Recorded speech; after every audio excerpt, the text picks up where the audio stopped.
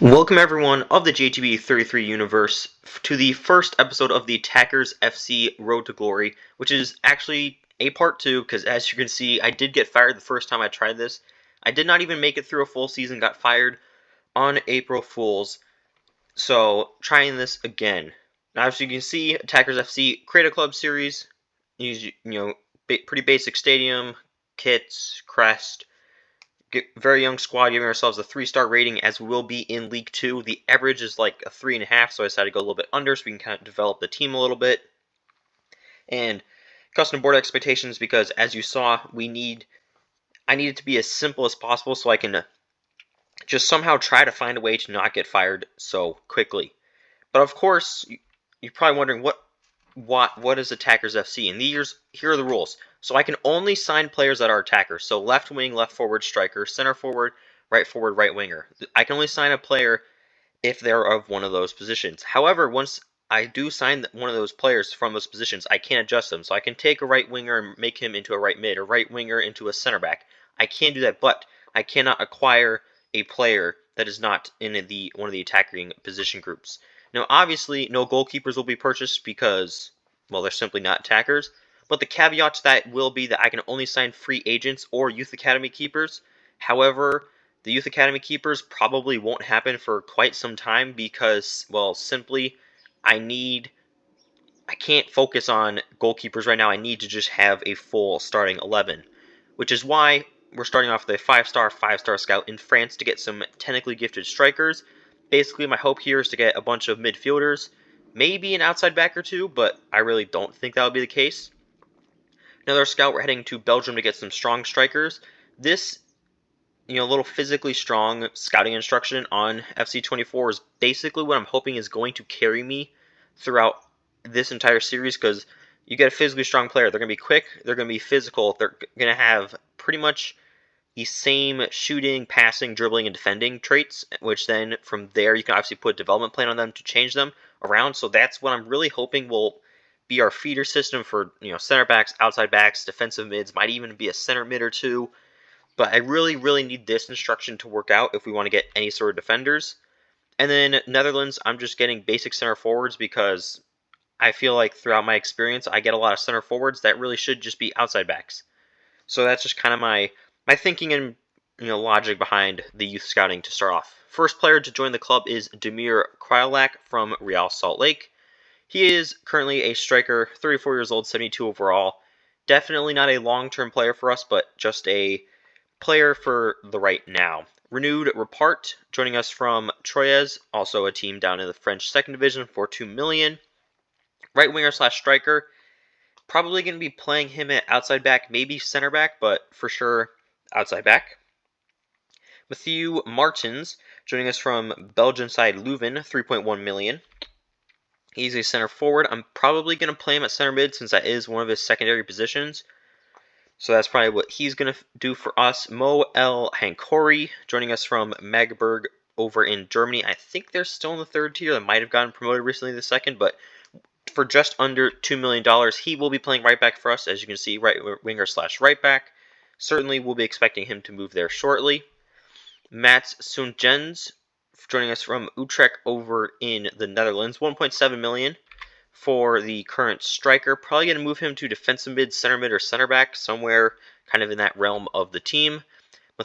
Matthias Pierre Log, joining us from Stade Batois over in France as well for a little over $3.5 million. He's definitely going to probably be a center mid, if I were to guess. He's a very good playmaker, so that's my kind of thinking what I'm going to do with him. Bruno Lourenco, joining us from Boa Vista over in Portugal for a little under $2 million. Probably going to be an outside back, outside mid type of player.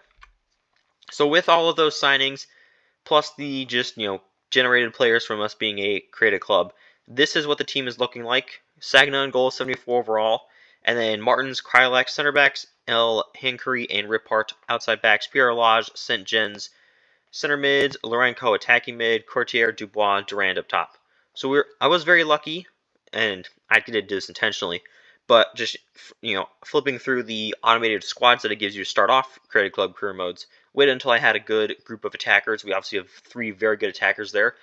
Other than Courtier, I'd actually probably say could be a starting front three in Ligue 1.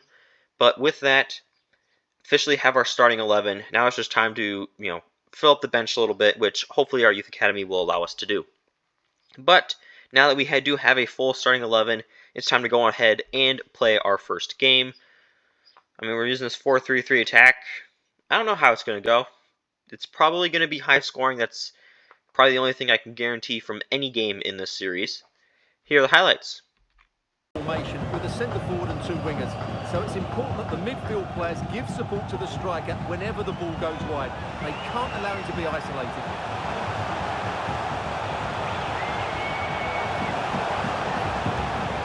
And a goal it is! No long wait for the...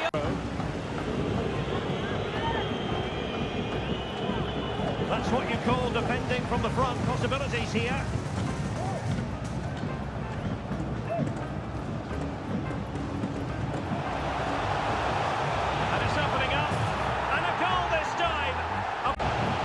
A decent looking attack, this.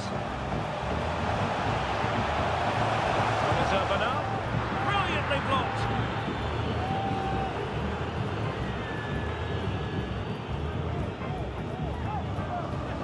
Magnificent defending. He continues his run. Cuts it back. And a goal! There he is at the double. Again to play it over from the corner flag. Appear to be in two minds. Crucial intervention just then amid impending danger. Bodies forward and the break looks on. Well, it petered out. Beautifully weighted ball. Oh, a tremendous block. There it is! A fantastic piece of defending.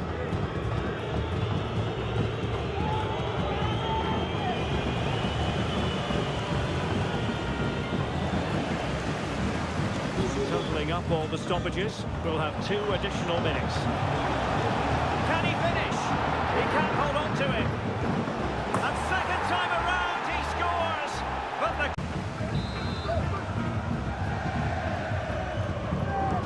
And there's the delivery. A goal!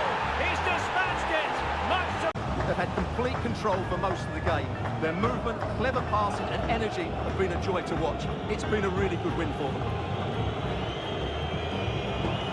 Oh, nice ball. Nice weight on the pass. And there it is, a goal. But will it be purely a... I told you that there would be a lot of goals, and there were a lot of goals. 5-2 victory for us. Goal from Krylik, 2 goals from Dubois, goal from Courtier.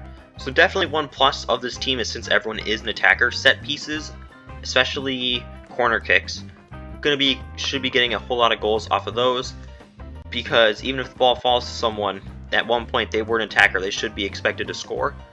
But still, a good solid win to start the season. Joining the team from the Youth Academy is Jerome Germain. Striker, I mean, he's got a decent amount of pace, decent shooting, but really just going to be a solid bench player for us. Same goes for Maurice Boucher. No future at the club, but just kind of needs some depth.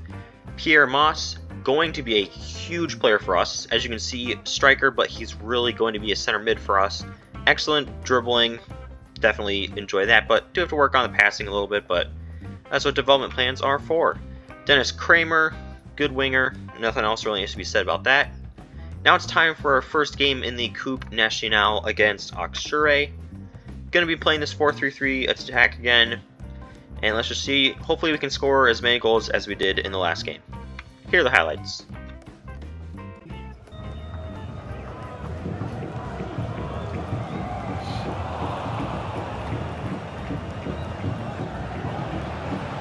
Could be dangerous. And a goal! An early boost for them.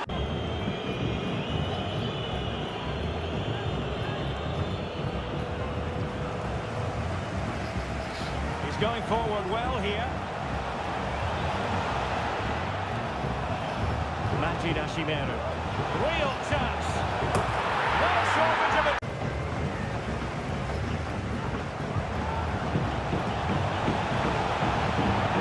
He'll be delighted to have keep on the ball, having made that difficult challenge. Can they hit on the break? All hands on deck. And a goal! Using his head in moment. Well, they've decided to make a change.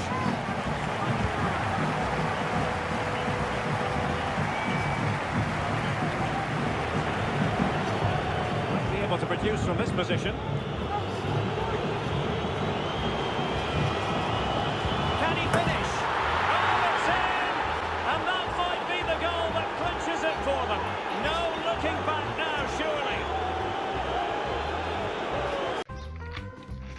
So we did win this game 3-1.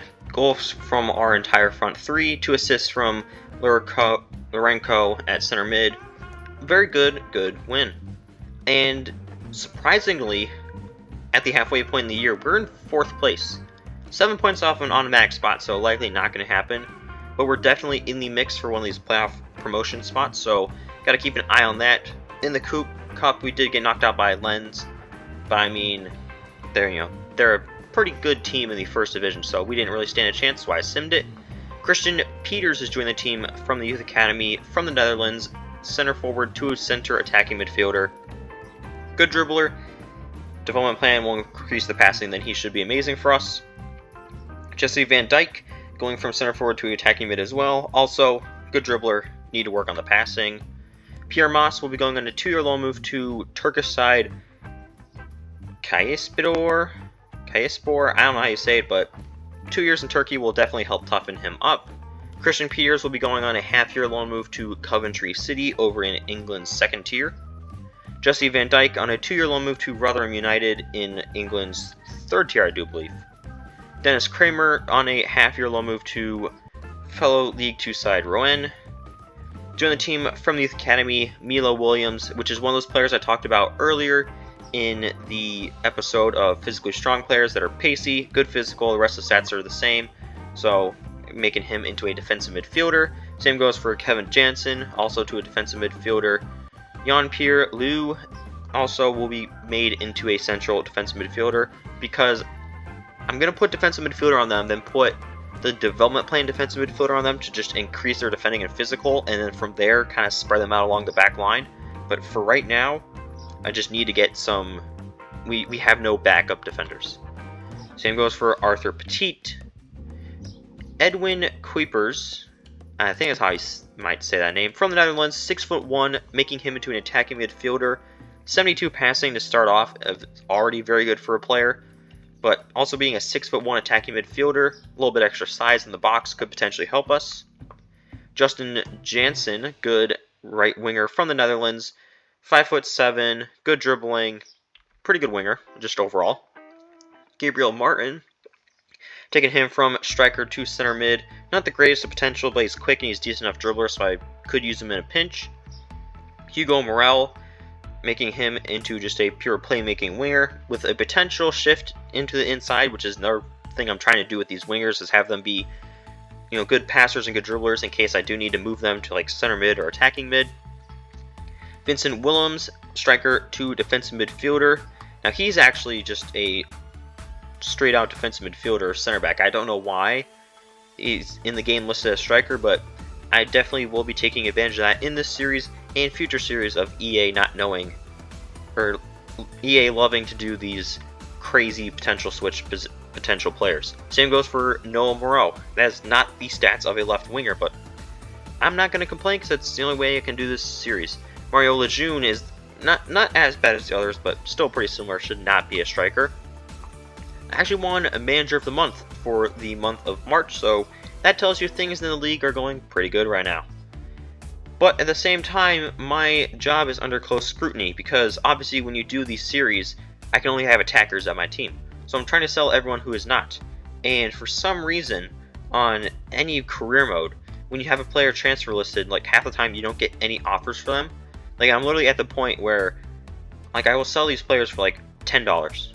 Like literally not even that, just $1.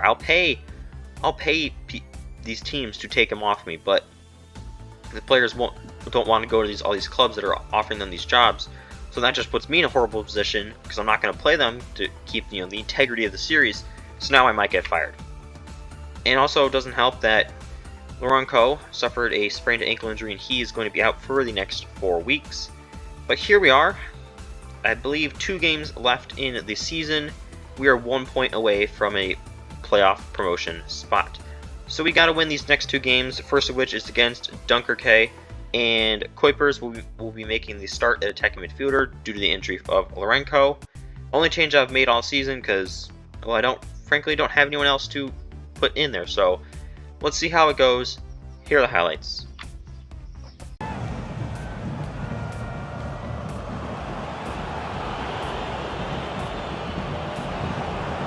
Quick kick and a penalty awarded. Spot kick coming up.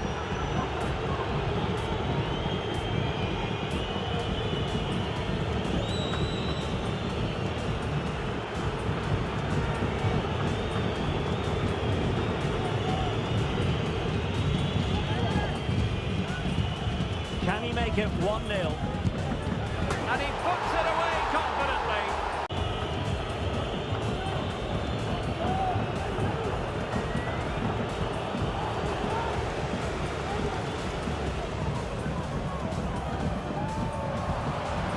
They know they need to stop him. There's the cut back. They just couldn't stay in front. And now this. And there's the delivery. Oh, fine stop. And efficient defending.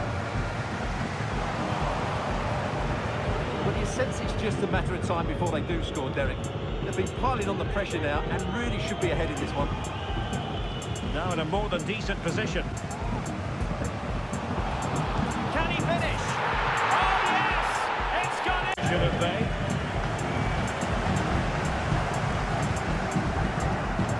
Kuipers. Oh, good vision there.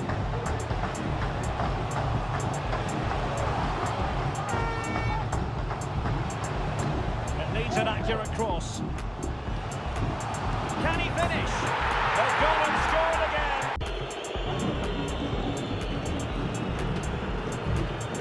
And a goal to tell you about in the box. Okay, let's find out who has scored it. Alex Scott. Yes, another goal for Bordeaux. They're ahead by 2 now with 76 minutes played. Alex. And now can he keep calm? And it's 2 for him today. Finish, a shot from such a long way out. I think it totally surprised the goalkeeper. They're pulled ahead by 2 with just over 10 minutes left to play. Cheers, Alex.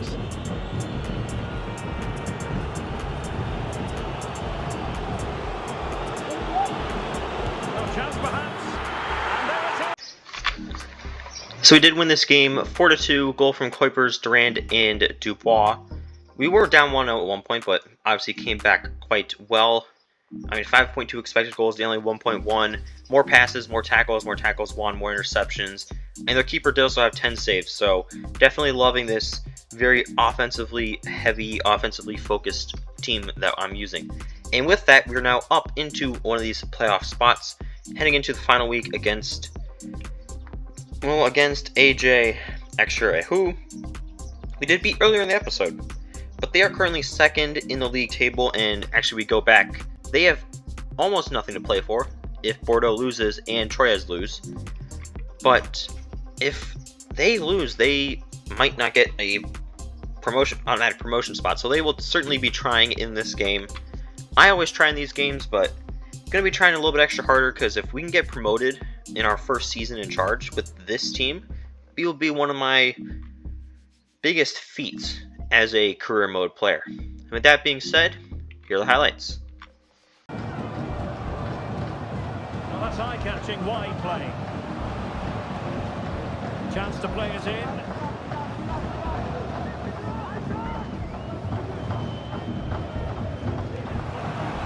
Can he give them the lead?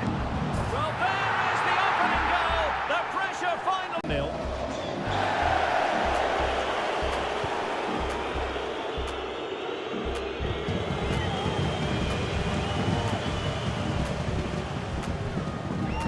Raveloson. Owusu. And he's made headway. And there it is! 2 goals and a judgment.